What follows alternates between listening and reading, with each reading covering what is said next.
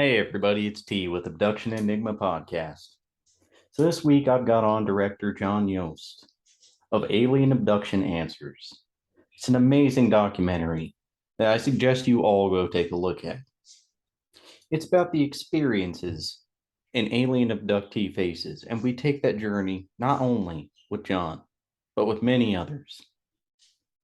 It includes Whitley Strieber, John Yost himself, Jan Yonders, and many others. It's an important documentary that needs to get out there, and I wish for you all to see.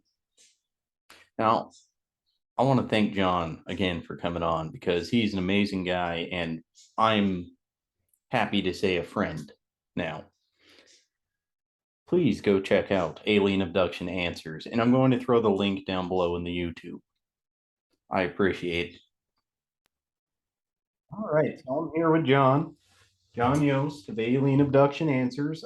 John, what made you want to make this film? Wow, that is a loaded question, Yeah, brother. it's a big one. I'm sorry. No, no, no, no. It's a great question. You obviously know what you're doing. Um, okay, let me divide this up into two things.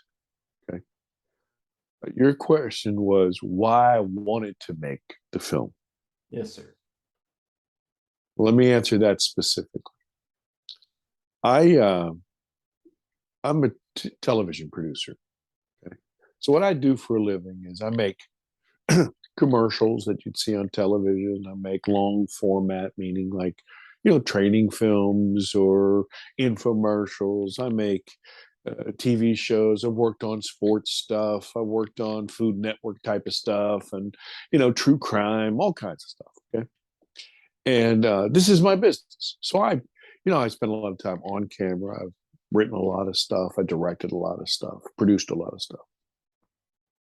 And I was on a shoot in a place called Borrego Springs, California.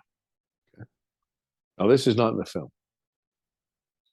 And we had a big crew with us, like 15, 17 people. I can never really remember, but it was like 15 or 17 people. And we had rented this really big ranch house because it's in the middle of nowhere, man. And if you've never been to Borrego Springs, it is very flat. It's very arid, very desert-like. Mm-hmm. And so we were doing a night shoot. And we come in after the night shoot, and everybody's, in the house. And there's a big pool behind the house. And so some of the people said, hey, listen, let's go out for a nightcap. It was like 2 o'clock in the morning, something like this. Well, I'm in with the crew, and what we're doing is we're downloading all the footage to other hard drives because we want redundancy. We don't want to ship a hard drive with material and we lose it all, right? We want to make sure we have copies of it. And I came out after a while, and they poured me glass, and they're going to do a toast, right? So I'm sitting. It's kind of hard on camera here with you, but I'm sitting like this, and I have a glass in my hand. And so people are going to raise their glass to give a toast, right? So I raise my glass. In the glass, I see a glint of light. And your mind, when you see things, it tries to identify it, with other things that you have in your life or something in your experience. And my mind said, "Oh, that's the moon." It's clip. And then as I'm dropping this is all happening in seconds. I went, wait a second. There is no moon. This is the new moon. We shot tonight so we could control the light. We didn't want any other light sources. That's not the moon. And as I drop this thing, hovering above this ranch house that we had rented, about 30 feet in the air, is this shiny, blue-green, self-luminous, irregularly shaped, almost like an egg thing in the fucking sky. And it was like 30 feet. Like I'm going to tell you something, Charles. I could have thrown a baseball and hit it, right? Well, I'm gobsmacked. I don't know what the hell. And my mind, once again, is racing to, what the hell is this? What am I looking at? And all I could think of was, have you ever gone to the hospital and taking in like one of those get well mylar balloons, or a happy bird. It's like a metallic kind of material, get well or happy. That's what my mind is saying. Except the problem is this thing is as big as a damn Volkswagen. Hmm. And and we're in the middle of nowhere. I grabbed one of my um, cameramen, Scotty, was right here beside me. I grab him and I turn him, and he went, "Oh my!" And just as he does, this commotion has caused these 15, 17 people who are scattered around the pool to look our direction. And you hear these people, "Oh my God, what is that? Is that a UFO? Holy crap!" All this other stuff. And I am looking at this thing, and I am lost. I don't know what the hell I'm looking. And this thing goes zip, zip, zip, and stops right above my head. I'm gonna come back to that. I don't know how long it was there. Could have been a second. Could have been 20 minutes. I don't know. I don't know. But then it zip, zip, zip away from me, like 20 feet away. Stopped. Everybody's watching it. Everybody's still commenting. And then it starts to just slowly drift out into the desert. And like I said, it was very flat. We all watched it for, I want to say, almost 2 minutes, minute and a half, 2 minutes. And then it finally blinked out. Well, what happened when it stopped above my head was I felt a feeling that I had not felt for 40 plus years. The way I describe it to people is this. If you've ever been standing on a shore and the wave comes in over your ankles, and as it goes back out, it starts to pull the sand out from underneath your feet, and you feel like you're going to fall. That's the way it felt. I get up and I make some stupid comment. I'm an old guy. Everybody else is younger than me. And I make some stupid comment about, you young whippersnappers can stay up and drink, but I got paperwork to do. Some bullshit like that. And I go back to the room and I barricade that door. I'm not proud of this. I barricade that door with a bed and with my luggage. And I sit in a corner and I cry my fucking eyes out. And I cannot stop shaking.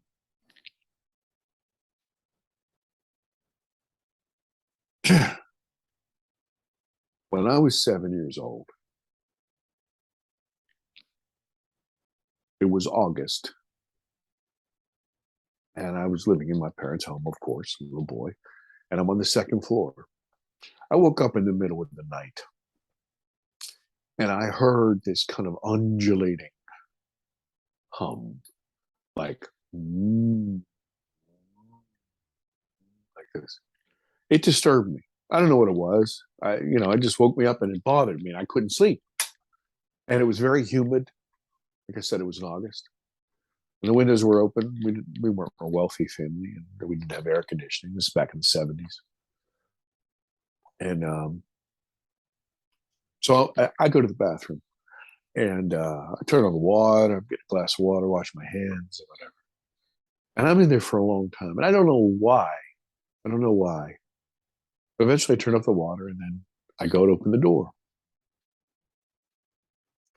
And when I do, to my eyes, I am face to face with what I thought was a Japanese character that I had seen on television 1,000 times as a little boy.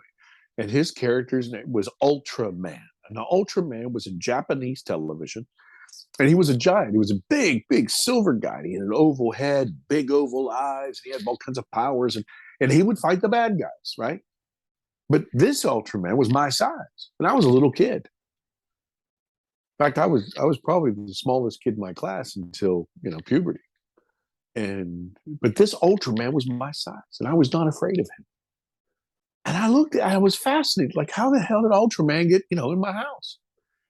And we got very close, until I mean like nose to nose. And just then something happened. I started to feel like the floor was dropping out from underneath me, that feeling of the sand being pulled out. And as I felt that, I was scared. I was petrified. I had never felt anything like that. And I start to flail my arms like a drowning man. And I lay my hands on this thing. I lay my hands on this thing. There is a tremendous flash, and I feel all of this movement, and it feels like I can feel like wind. You know what I mean? But I can't tell that I'm moving. I see all this light, and it's blue and green and yellow and all this other crap. And it felt like you were on a carousel, and it got out of control. It was way, way too fast. I couldn't. And I'm in the middle of this thing, and when I kind of come to my senses, something really strange happens. I'm no longer in the bathroom. I say him, him is in the bathroom. Its back is in the bathroom. And he's facing out, and I'm facing into the bathroom. And my back is to the hallway. And I'm confused, but I'm in the middle of this fight for my life. And as I'm wailing, he raises his right hand and he touches me right here on my left shoulder.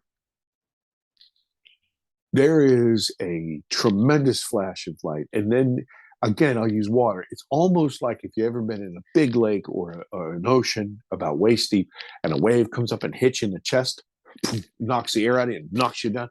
That's what it felt like. And I fell down these fucking stairs. These stairs are all hardwood.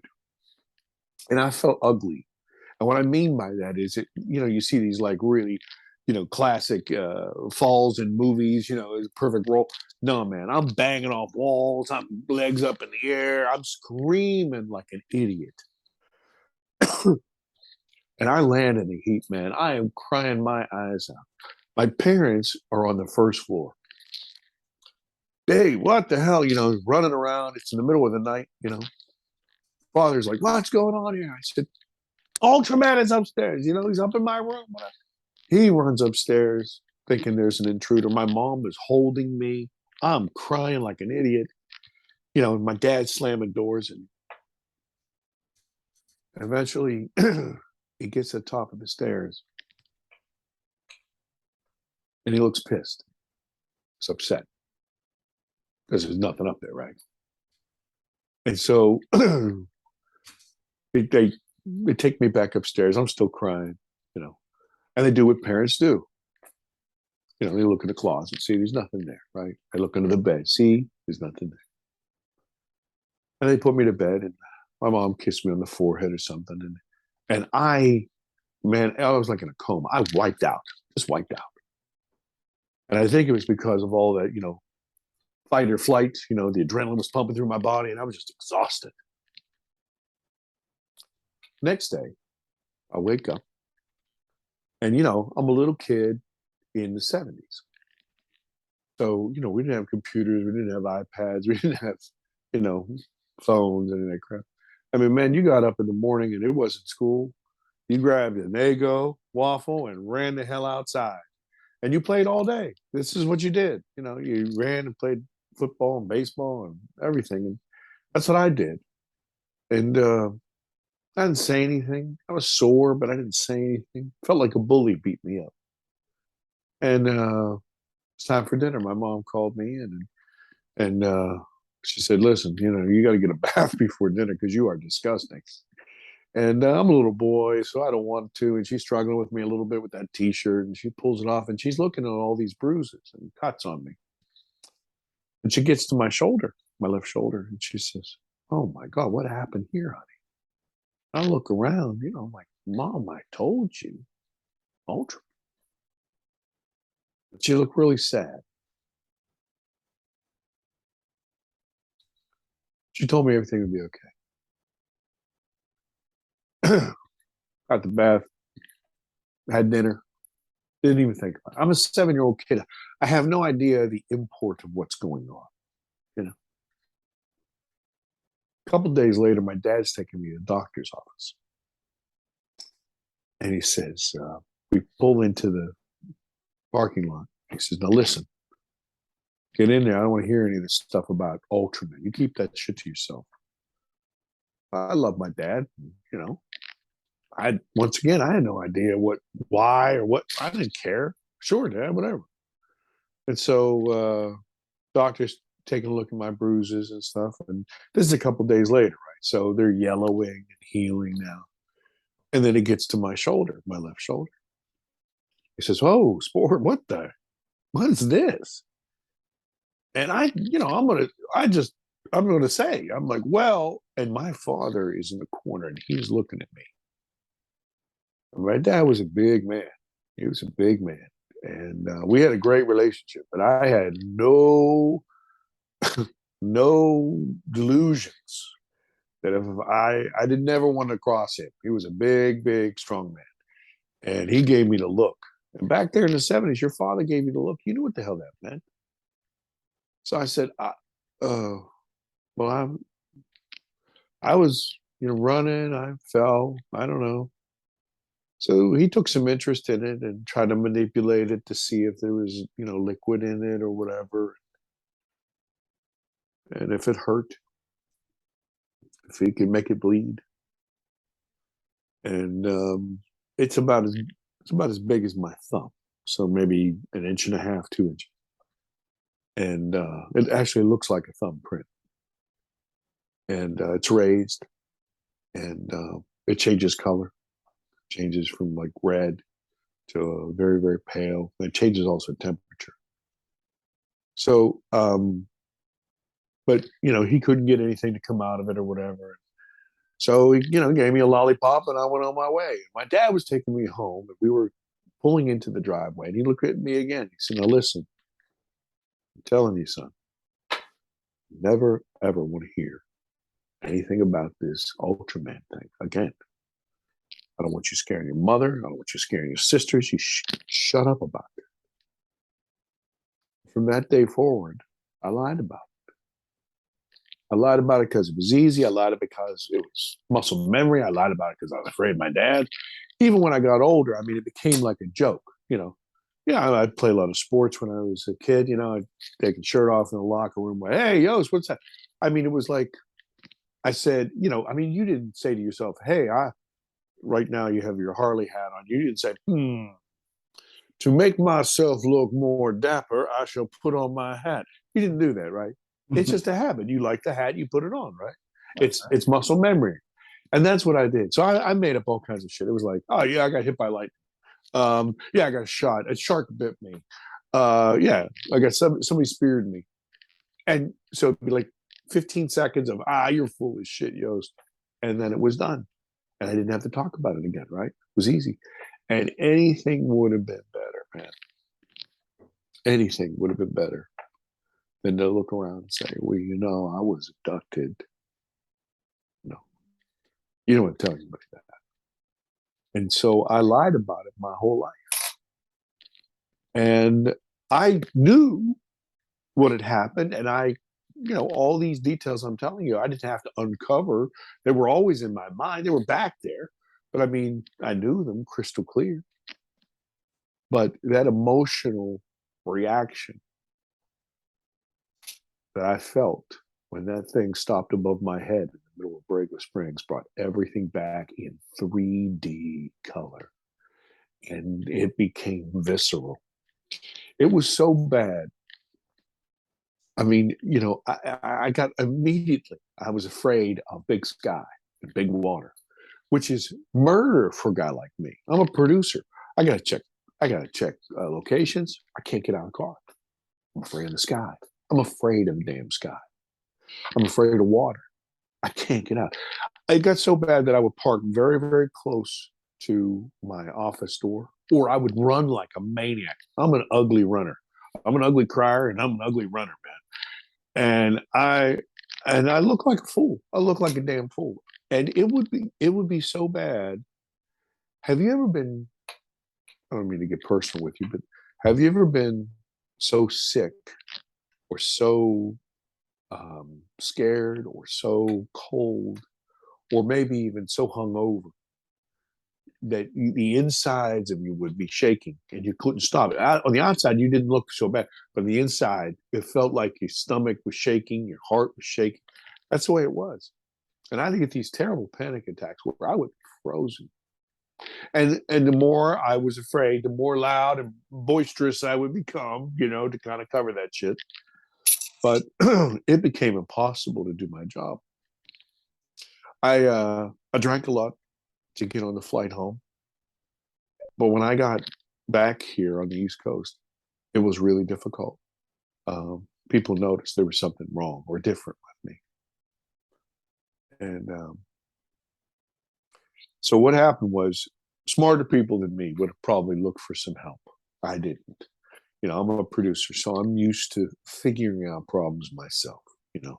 We in our business, we don't say, well, that can't be done. We say, how can that be done, right? So I'm trying to figure this out. And I just said, look, other people, I can't be the only one. Got to be other people, right? And so I started to try to read about other people who had talked about these types of experiences.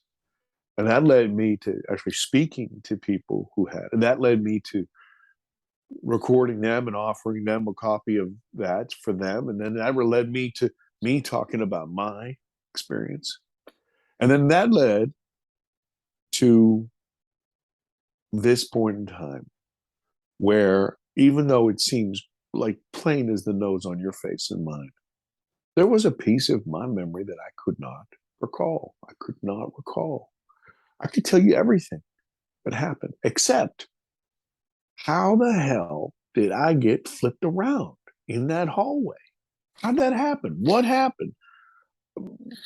Did he push me? Did I pull him? I don't know. What happened with the light and what happened with all those colors? For the life of me, I could not remember. So these people I was talking to, they said, listen, you got to talk to this woman, Debs Shakti, and she can help you. And she is a quantum hypnotherapist. Now, hypnotherapy is used by all kinds of law enforcement and everything else. And what it does in general is this. Let's say you're in a car accident, right? And it's traumatic and all kinds of bad stuff happened. And they say, well, who was involved? You can't remember for the life of you what color the car was, what the license plate. You don't know. You just got T-boned and the guy ran. All of that information, though, you saw, you heard, you experienced, but it's buried underneath that trauma. And so hypnotherapy can say, okay, look, we can separate the facts from your emotion, and we can isolate, we can tell you, we can find out, and you find out, oh, well, it was a blue Chevelle, and it was a guy, and the license plate ended in 576 or whatever. Okay. Quantum hypnotherapy is like this. It says that all consciousness is happening at all times. Now, you hear about people with near-death experience, right? And they say they're up in the ceiling and they're looking down. Well, how the hell can that be? How can they tell you what the doctor said and this nurse went out and when their eyes are closed? How does that happen? Because your consciousness is not here. It's out here. This is like a radio antenna, right? And we are processing it through this set of filters. Our consciousness is out here. So if that's the case, then, excuse me, she can help you take yourself out, move yourself over, stand on this corner, and now you find out the little kid kicked a ball into the middle of the road. This guy swerved to avoid that ball and T-boned you so he wouldn't hit the kid. You would have never known that from your perspective. But being able with quantum hypnotherapy, this is how you can do it. Now, that is a very brief and silly way to explain it, but I am a layman and not very smart. So I said, I'm kind of a big guy. I'm like 6'3" and 260, 270. She is a waif. I mean, she like an elf, right? And so I don't want to sound like an old misogynist or not, but I'm like, come on, little lady, you can't, you can't, you know what I'm saying? And she laughed at me. The bigger they are, the harder they fall, type thing, right? And she said, look, John, I'm not going to do anything. All I'm going to do is I'm going to show you and teach you how to relax. And when you relax, you're going to be able to walk down that hallway that you constructed. You're going to open that door that you locked. You're going to see that cabinet that you built. You're going to open that cabinet. You're going to look inside. And all you're going to do is you're going to report what you see. She said, I'm not going to do anything. And so she did a couple sessions with me, brief sessions, and we didn't touch on anything except like she's, took me to my favorite Christmas, you know, my first girlfriend, that type of thing. And it was wonderful, man. I was there. I could see it. It was 3D. It was wonderful. But what it did, it gave me kind of a confidence that this thing worked, right? Because I didn't, I had no idea. Once again, I'm not a smart person. I just don't know. And so that gave me confidence. And so she did not want to um, have a session on camera. But I convinced her. I said, listen, this is far too important now. I started to get a little bit of confidence because I was talking to so many people, and it started to, it really was what I was trying to do was trying to heal myself. I was looking for catharsis, and it was starting to work a little bit. And I realized that if I knew about this, maybe it would help. And so I said, at that point, I knew that I wanted to make a film about it. Because, like I said, I'm doing other stuff. I'm doing sports, I'm doing talk shows, I'm doing true crime, I'm doing food. I'm not thinking about, hey, let's do a paranormal. No, that never occurred. Never occurred. Anyway, so she finally agrees, and we have to figure out all kinds of relays and put cameras in a room, and everybody leave the building, right? And the session was like 6.5 hours long, and it was incredible. And I couldn't watch the tape. I was so worn out. I couldn't watch the tape. And then after that, I could only watch it like 10 or 15 minutes at a time. It was so difficult for me. Because you see the film, so you see, not 50 some year old guy, you see a little kid struggling with these things and these questions, and it's hard for me mentally and physically and spiritually about that, because that little kid was fucking petrified. He's fucking petrified. So anyway, at the end of that session, and after I had a chance to get through all of it, I said, look, this is going to help me, even though this is hard. Medicine doesn't taste good, right? That's right. And I said, we're going to try to make a movie. We're going to try to put this together and help some more people. I have to tell you, it's not a resume builder. People from, what Elon Musk is not calling me to take over his companies because I told everybody I was abducted. That's not the case. I've lost friends. I've lost some family. I have people who won't talk to me anymore. So it was hard to do, sacrifice to do, but it was it was important for me personally as a catharsis, and it was important enough for me to understand that other people were suffering out there. I found in my research there are hundreds, thousands, maybe millions of people who have had this type of experience, and they haven't been able to talk to anybody. So I thought, look, if I have to be the idiot, if I have to look like a fool, a scaramuccia, whatever, then I'll ask the stupid and the hard questions, and I'll look like an idiot and an asshole. Okay, that's fine. But then people, from the safety of their living, can watch this film and get the answers that they were afraid to ask for, and maybe it would help them. So that, my friend, is a very, very long answer to your question. Well, that is a well worth answer, though. As I said, I loved it so much, I immediately went out and bought the DVD after renting it. it struck a chord with me, and I feel like if somebody is going through that experience, it's going to help them as well. I hope. I I hope. think you came off in a very positive light within that movie. People can live through your experience just by watching it. Yes, And sir. I can even tell how it affects you now. And that should just add to the believability for people. Um, it's a hard thing to come out and do. Yeah. So I want to give you props for that. Thank you, brother. Thank you. Absolutely. Um, Thank you. so you have a second one coming up. Yeah.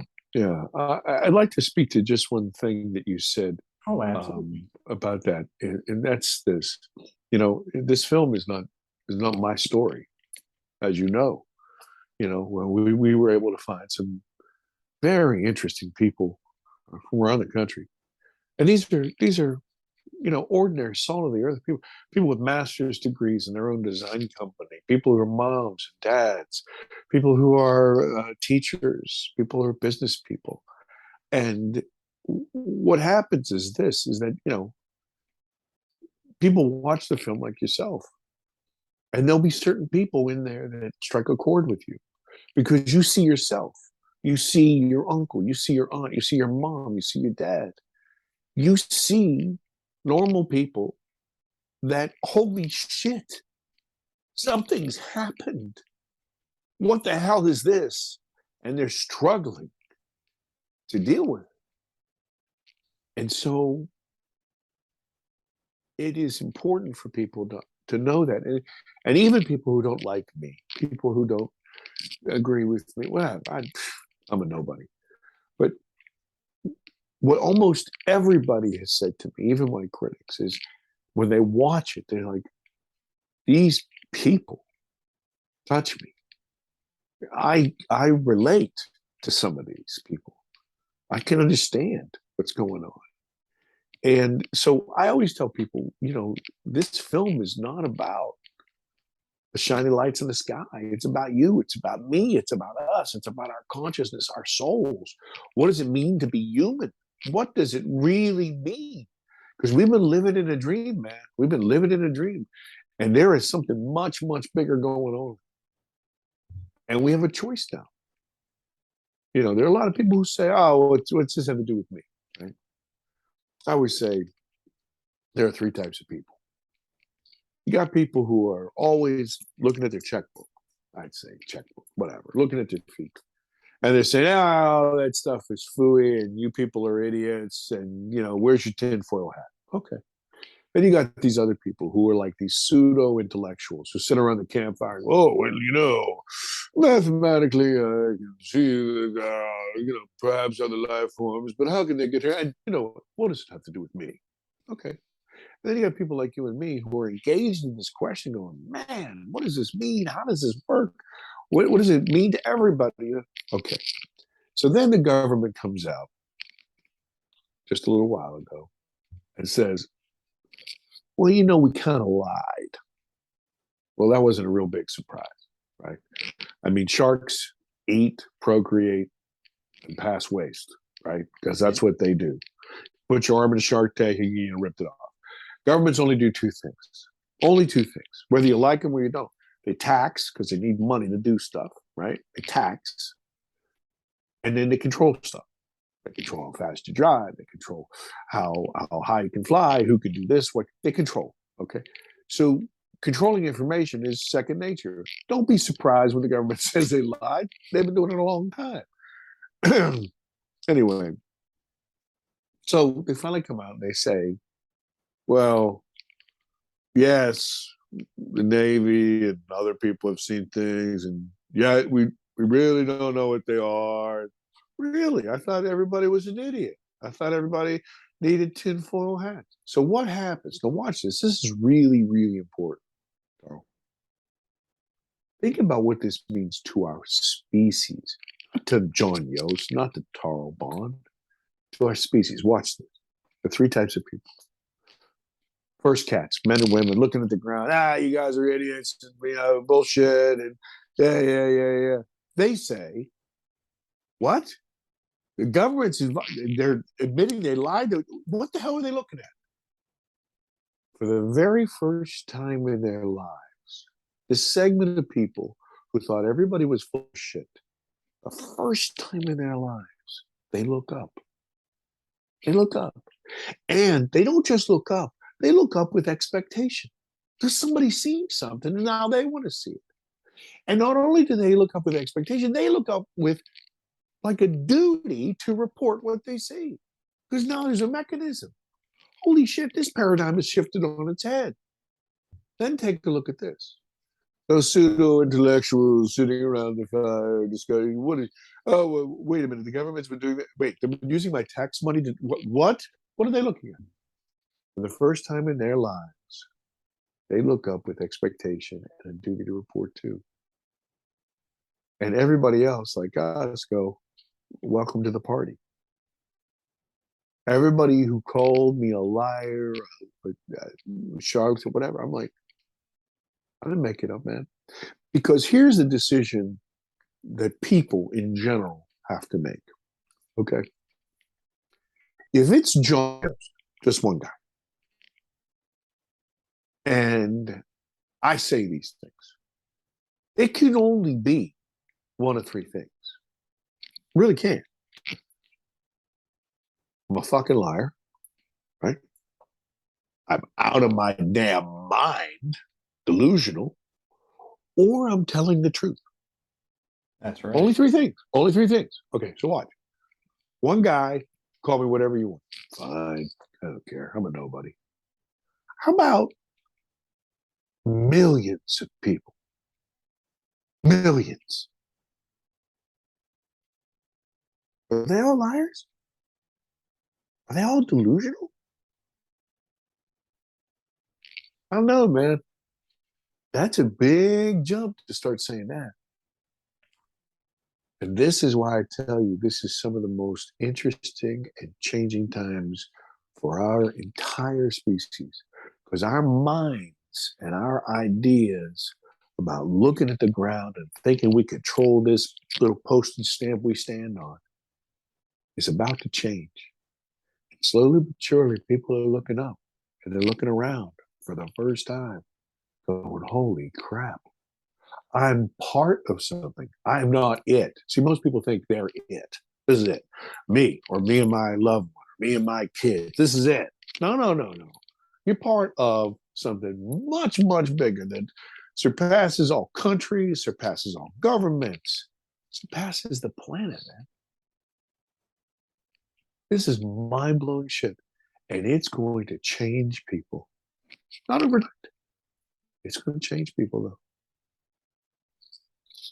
Anyway, my first film, Alien Abduction Answers, is meant to take people from ignorance, and ignorance meaning not really knowing what's going on, to, and when you're ignorant, as I said to you off air, you're afraid. You're like, if you can't see, if you hear something in the dark and you don't know what it is, you're a little on your guard, man, right?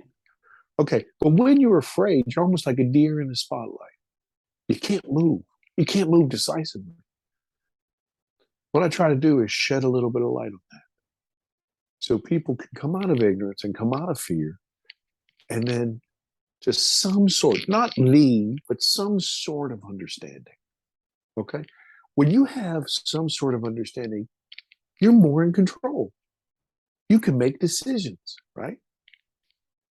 So I say this is from ignorance and fear to some sort of understanding, right?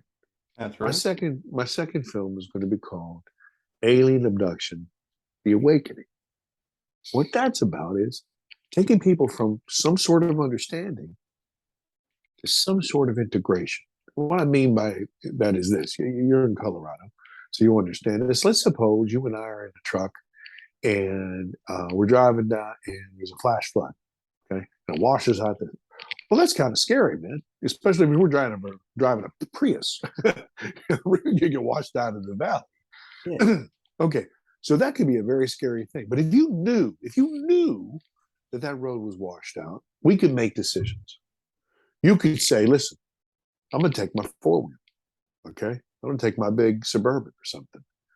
Or, you know what? I got a canoe. We can get across. Or, you know what? I know another way. We'll go that way. If you have the information, you can integrate that information and make decisions, right?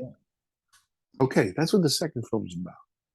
The third film takes people from that integration to some sort of a transformation, some sort of ascendance. And that's what it is, an alien abduction ascendance.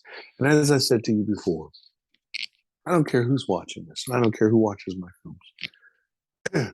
We all, I don't care what your color, what your religion, whatever. If you're a human being, you and I start at the same place, on our faces, crawling on the earth. We were able to wobbly stand at one point. Then we were able to kind of toddle around. Then we were able to walk. Then we were able to run. But the run doesn't happen overnight. The run doesn't happen immediately. This is what the problem is. Everybody thinks that they can just get the freaking answer and know what to do. They can't. They can't. That's not how you learn to read. You had to learn your A, B, C's. Then you learn words. They were tiny. Then you learn bigger words. Then you learn how to stitch them together. Then you learn how to write them. Then you learn how to write a sentence, then a paragraph. Right? Didn't happen overnight. And that's what we are. But watch this. What if you denied the existence of letters all your life? There are no letters. Becomes a lot more complicated. Okay. Well, guess what? You can't write. You can't read because there's no letters. And that's where the human species as a whole is. We don't understand this stuff because, look, we've been denying it for 1,000, 2,000 years. There have been people out there who haven't, but the populace, the governments have. So we find ourselves in remedial reading in the little bus, trying to learn. And this is where we have these things where people were like, I got the answer. I know this. I'm a guru. I will channel all your. Come on, man. Come on. Come on. Come on. It can't happen that way because that's not the way it happens. I told you off air. I said, anybody who has all the answers, run the hell away from it. I told my friends, if I ever become that guy, punch me in the face. Shut me up. We are searching. That's what I'm doing now. But you can search without fear when you start to understand some of this stuff. That's right. It's almost like you run through a scenario through your head so much, inevitably when it happens, you are slightly more prepared for it. Yes, sir. Yes, sir. Yeah. So like a good example is I used to work at a convenience store.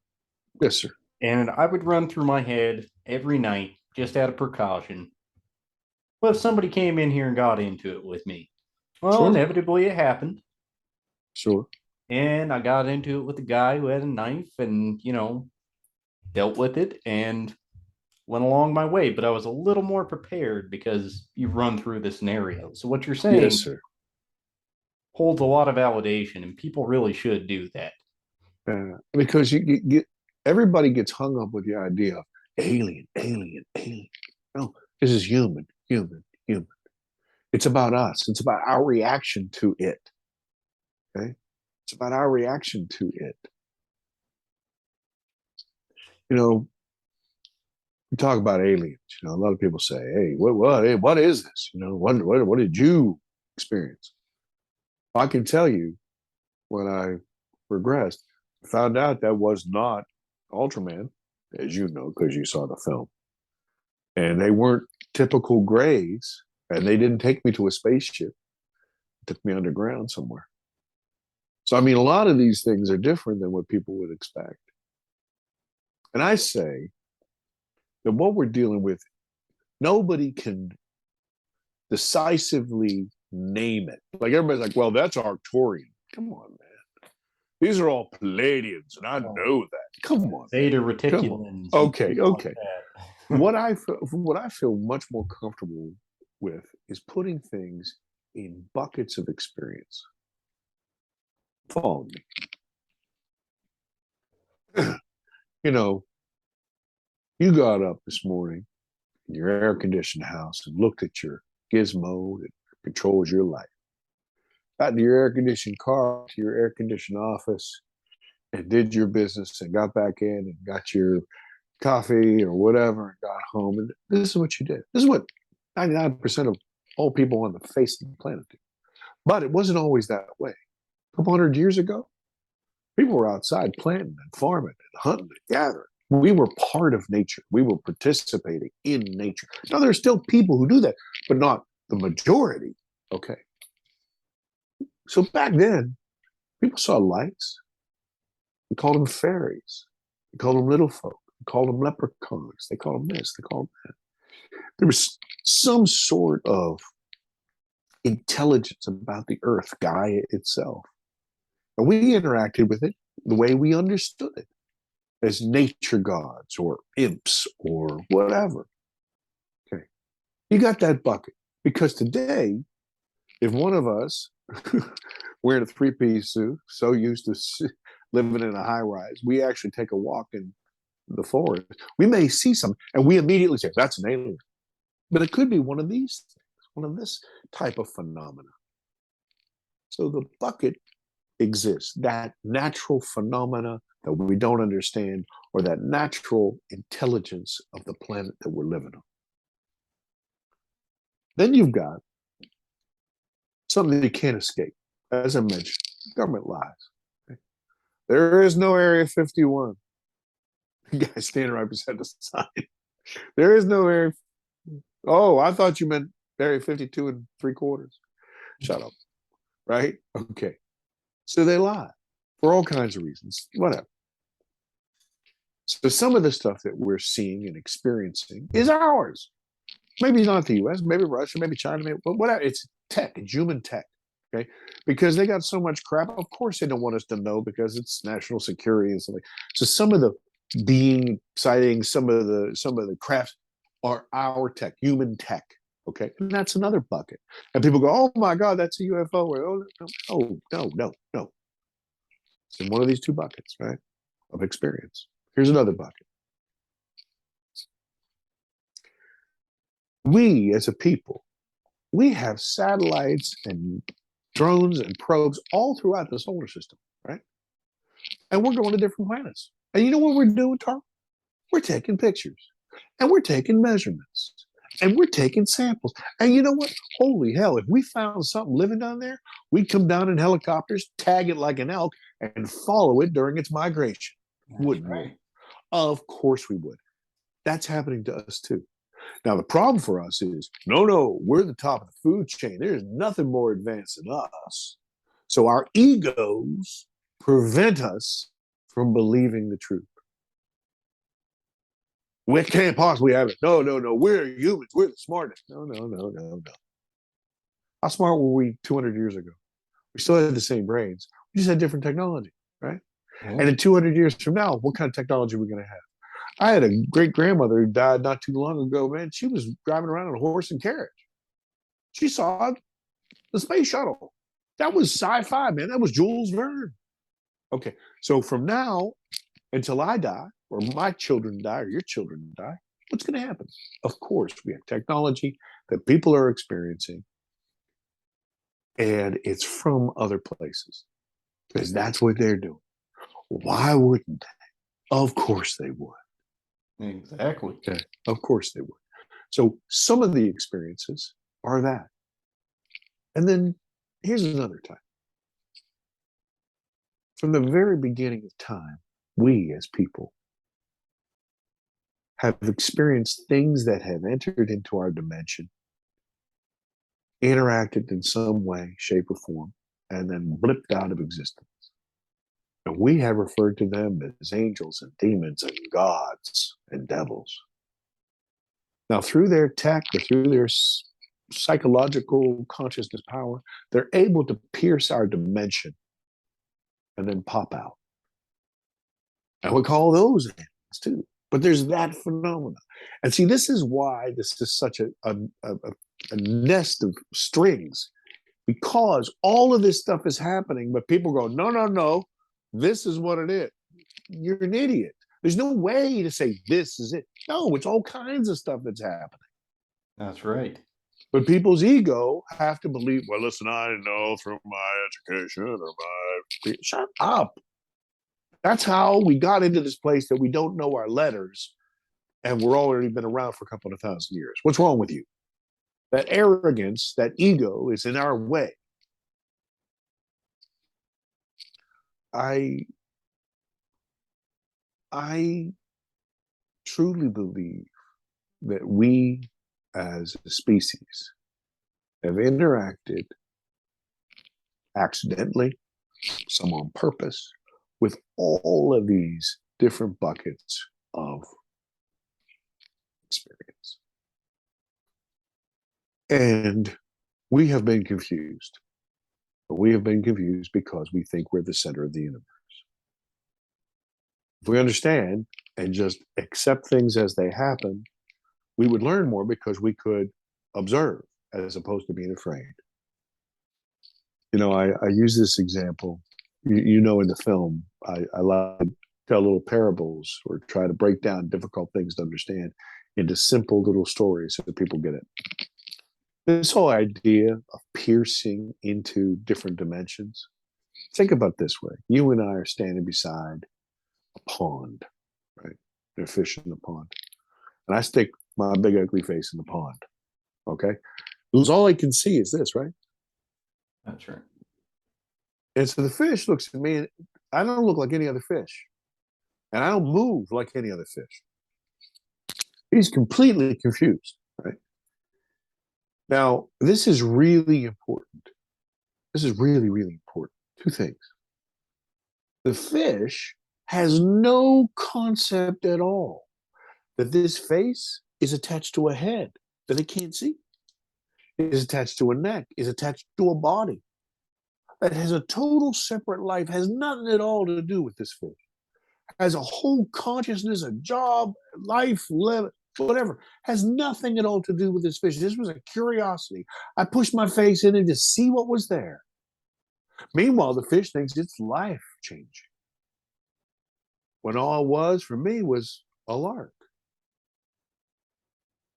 Second thing is that when I got to take a breath of air, I pop back out and I disappear with absolutely no trace.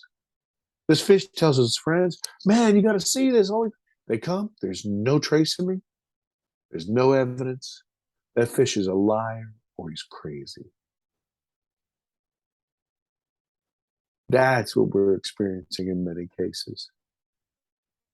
This idea of something much greater than us that can somehow pierce that veil. You know, there's a great guy you ought to interview. His name's Ray Hernandez. Ray Hernandez is a PhD and he deals with really, really smart people. And he talks about, with all these theoretical physicists, about how consciousness itself is everywhere. It's primary. And that we are just artifacts of that consciousness. Okay? That, like I said to you earlier about consciousness being outside the body. You know, watch this. Watch this. You've had this experience, I'm sure.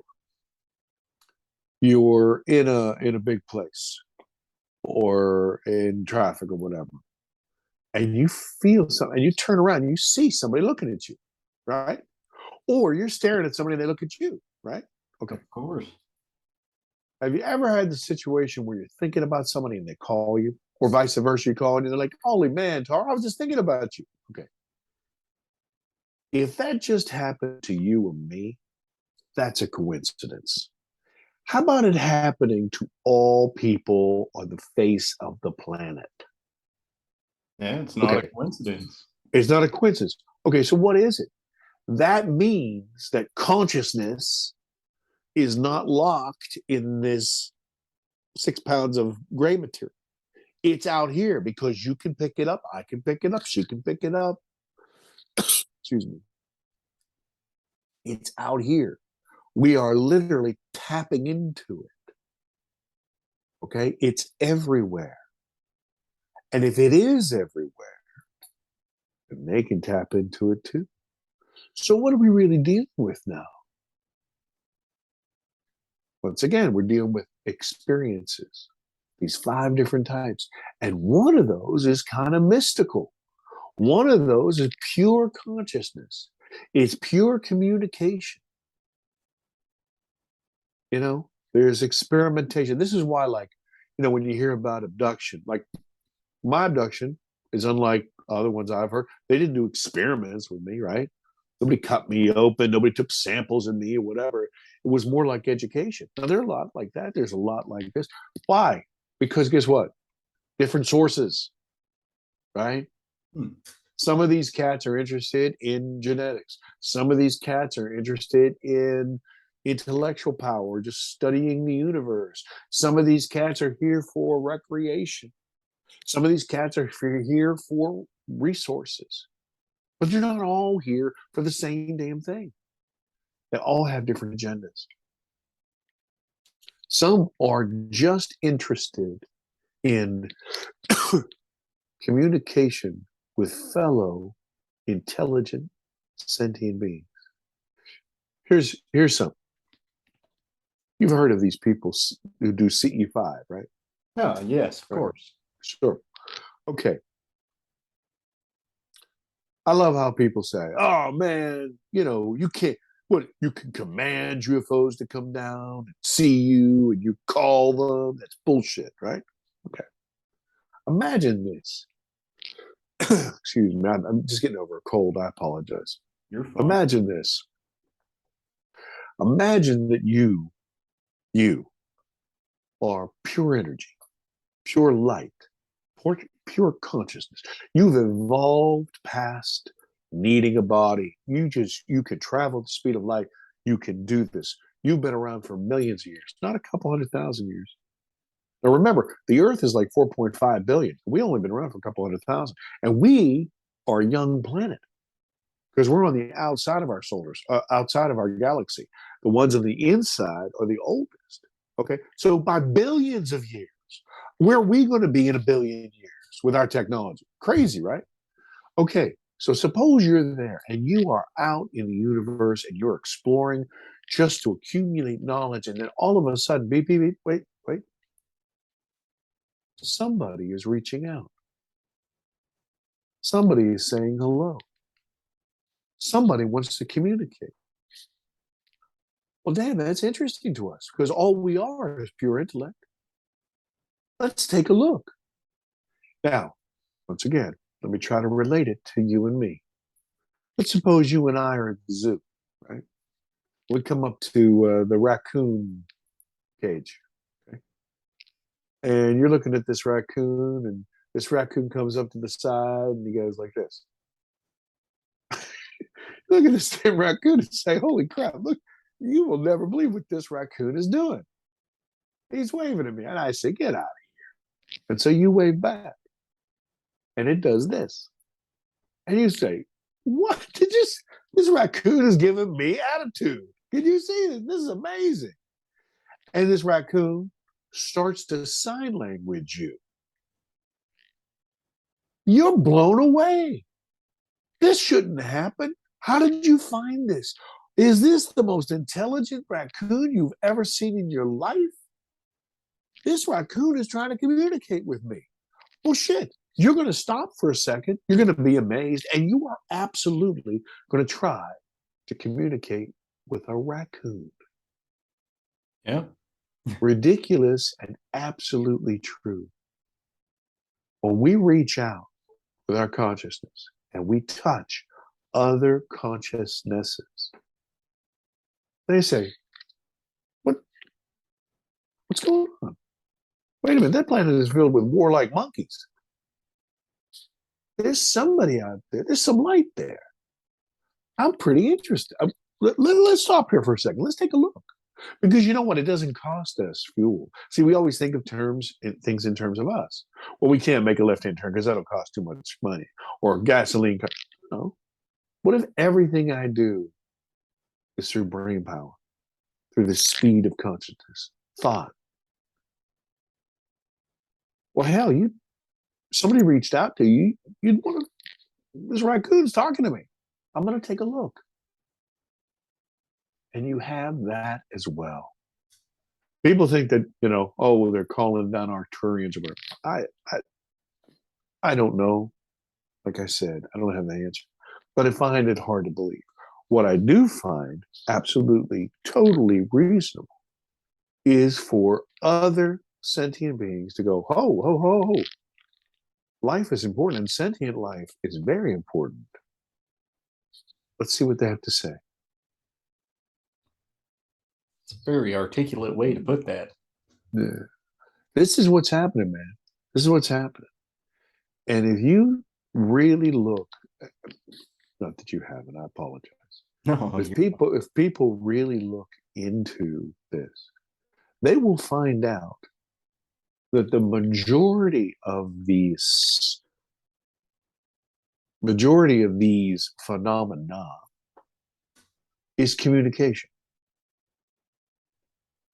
Watch. Let me prove it to you. Okay? You live out there in the West, right? You know that around you, Cheyenne Mountain, and of course, Maelstrom Air Force Base, a lot of Air Force bases out there, a lot of nukes, all this other stuff. Okay.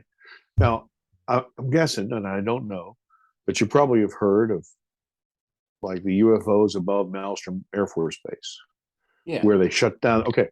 Well, here's a couple of things. First of all, that's not where it happened. I mean, it happened, but that's not the only place it happened. It happened in Russia, happened in China, happened in Europe. Okay. Happened all around the country, all around the world. Okay. So let's take a look at the two ways of looking at this experience, right? Okay. So the report is light comes up over the horizon, right? These guys are armed to the teeth. Holy crap, what's this? We may be under attack, right? They call their guy down below. He's, 30 feet below, whatever, with the silo. And they call the commander. Commander's like, man, locked and loaded. Lock this down. If these guys get any closer, blow them up, whatever, but stand by. Okay. They're checking all their systems, locking all their doors. They're on DEFCON, whatever. Okay.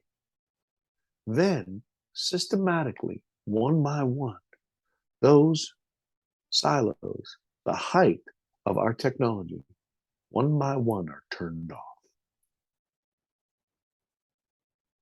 Okay. Now watch closely. We go, holy sheep shit. We're at war, man. This is an act of war. You're turning off our most powerful weapons. We're going to kick your ass. Okay. Then the lights move off after a while, and these silos come back on one by one. They do all kinds of diagnostics. They got all kinds of experts in there. Can't find out how this happened. Okay, so we as a people go, that's an act of war. We're going to kick your ass. I'm going to set up lasers. We're going to find you and blow you up. Okay, what happened though? Flip it. Some light source, craft, consciousness, entity comes up over, sees a very dangerous place. Obviously, you got nukes, it's a dangerous place. Yeah. Stops, observes, sees the frightening reactions of all these people. Everybody's armed, everybody's ready to shoot. Freezes time, somehow reaches in through either tech or consciousness and is able to turn off each one of these. And they do it deliberately. They don't turn them all off, turn them one by one. As if to say, shouldn't do that. These are bad. These are dangerous. You are children playing with very dangerous matches. We wouldn't do that. And we're going to show you by our example what to do. You need to turn them off. Now, intelligence is different than wisdom, right? Intelligence would have left it at that. But these cats are wise too. Watch what they do. So they sit there up in the sky for a while to let you know, yes, it was us. We did it. That's why we're here. We did it, right? On the ground, people are like this. Up there, they're just going, Okay, do you see? Don't strike the match. Now we know if we force you, all you're going to do is fight us. It has to be your decision. You have to come to the choice. So what they do is they made their point. They don't hurt anybody. They don't abduct anybody. They don't cut up anybody. They don't take any samples from anybody. They go off. And they go do it to other people, by the way. And then machines come back on one by one because we have to learn our lessons ourselves, our free will, because we will never grow as a person, as a people, as a species, unless we make the decision to tell the truth, to not murder, to tell, to encourage people, to help people not to kill. We have to do it. They can't do it. Everybody says, well, why do they come down here and cure cancer? Dude, we cause cancer. We put toxins in ourselves, right? They have to say, and that's the only way we teach our children. Think about it. This is not, everybody thinks, oh my God, this is some huge spiritual lesson or so off. No, fuck, we're doing it ourselves. Yeah. We say, no, listen, honey, don't touch that oven. That oven will hurt you. Please don't do that. Turn that off now. Now watch. Dad's gonna turn that off. Don't touch it.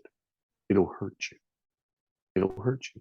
And some of us, like me, have to learn the hard way. And we touch it and we get hurt.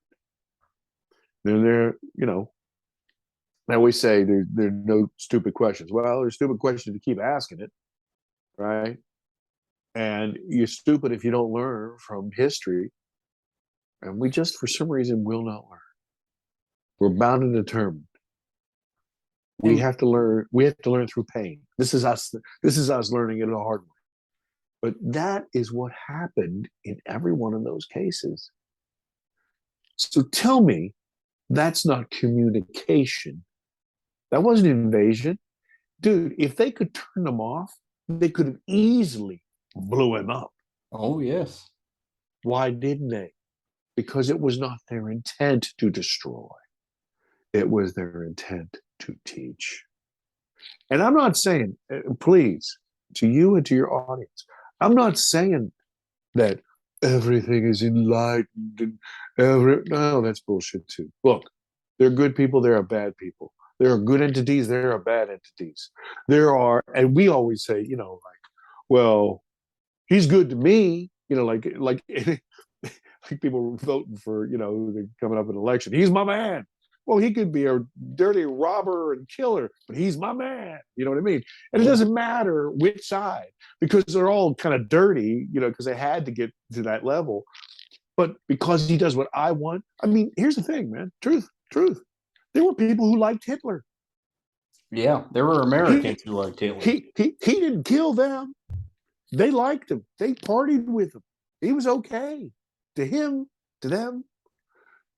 So what is good? What is bad? Well, if they give me what I want, they're good. Think about that. That's still the way we think, like little kids.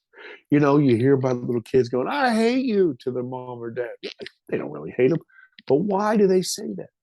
Because they didn't get what they wanted. That's right. And that's who we are. We are children. We are children. And that's who I am. I'm like a backward, retarded child trying to crawl out of this dark and figure out some stuff. And here's the thing. The only way you figure it out is through experience. And the only way to experience it is to drop that fear. There are a lot of people who wanted me to skip all the way to ascendance or whatever in this film. But you can't eat an elephant in one bite.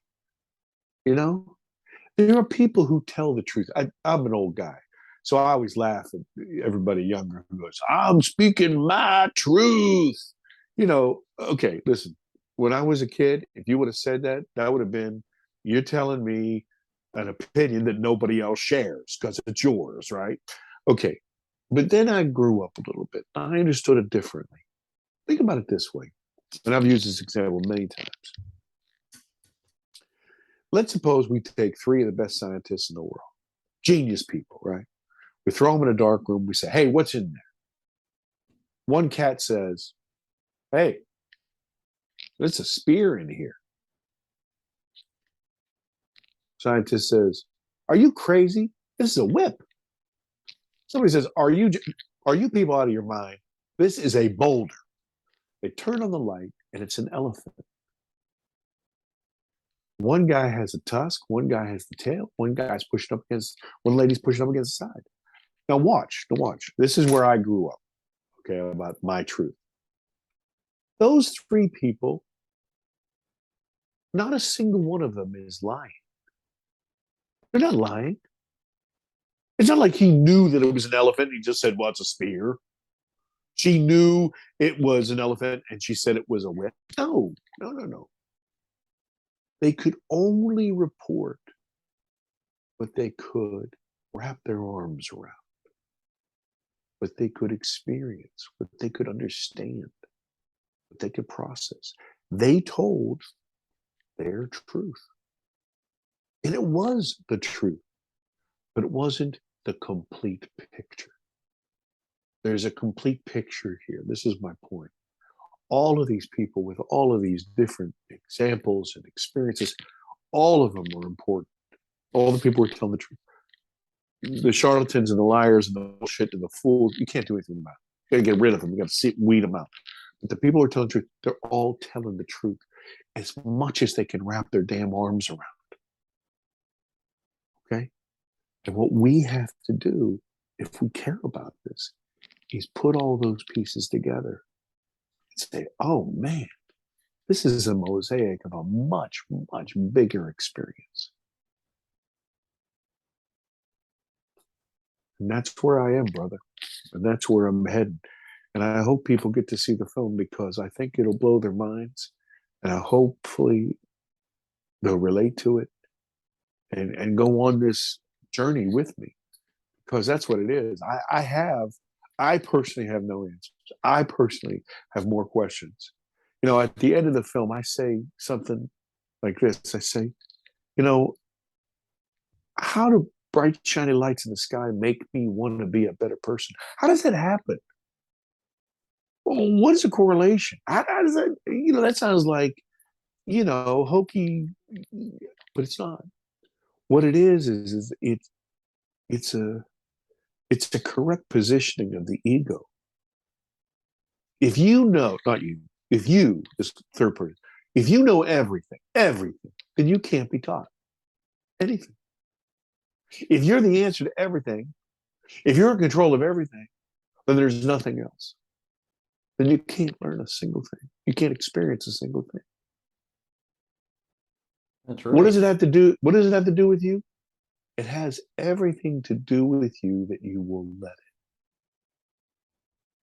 I mean, that's exactly right. And even today, I ran across that. So if the dude's listening, he can hear me eventually.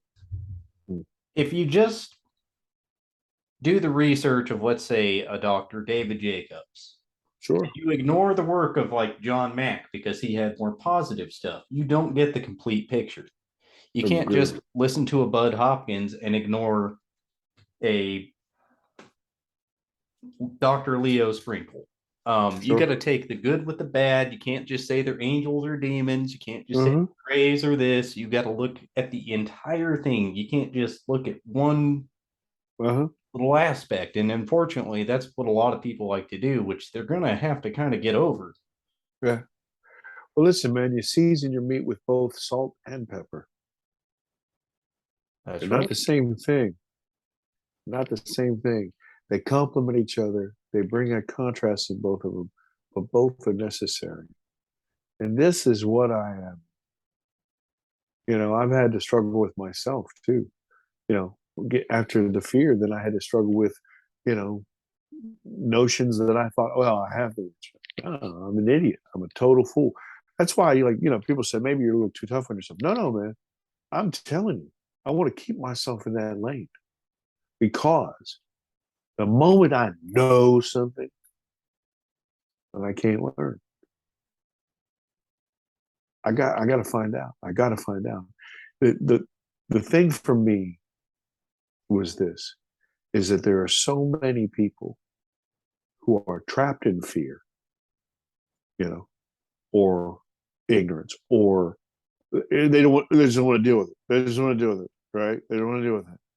You know, you ever meet somebody who say, "I got some good news, I got some bad news. What do you want to hear? Tell me the good news." Right? How do you know what sweet is unless you know what sour is? You got to know it both. Look, it's a dangerous world out there.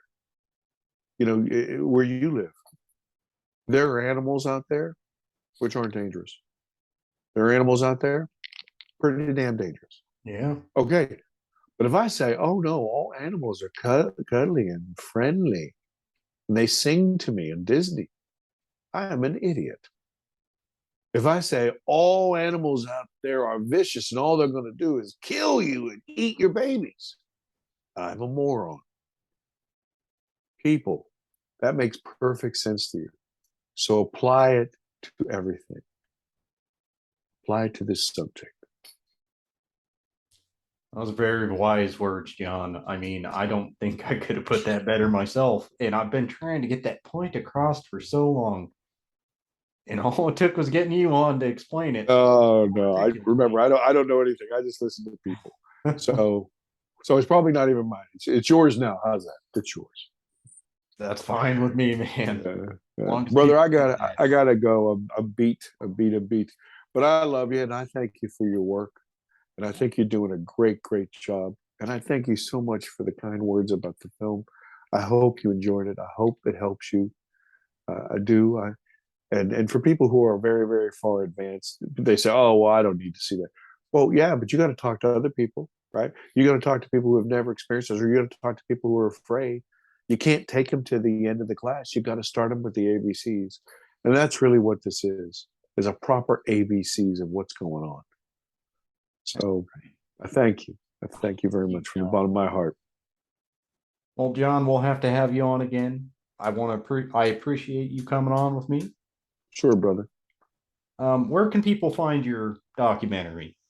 Sure. Sure. Well, thank you. The film right now is playing all throughout North America. It's on Apple TV.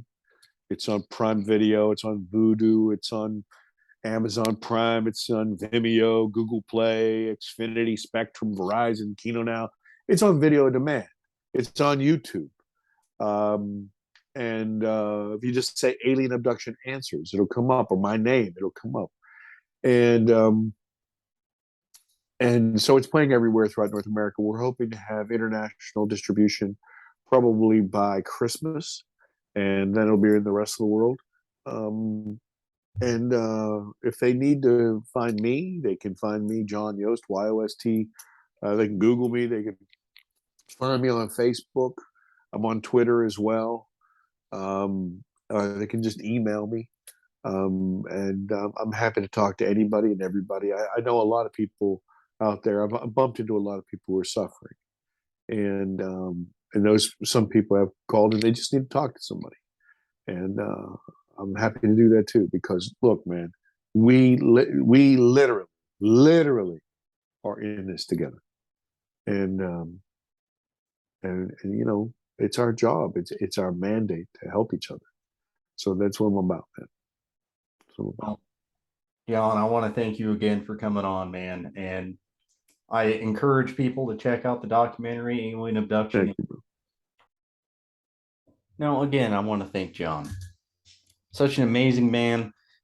And it's really hard coming out with these kind of things. I'm glad he did. And I hope that it helps people out there. If you feel that somebody's in need, please reach out to somebody. This is a hard subject to take on, and a lot of people don't like to face that these experiences have happened to them.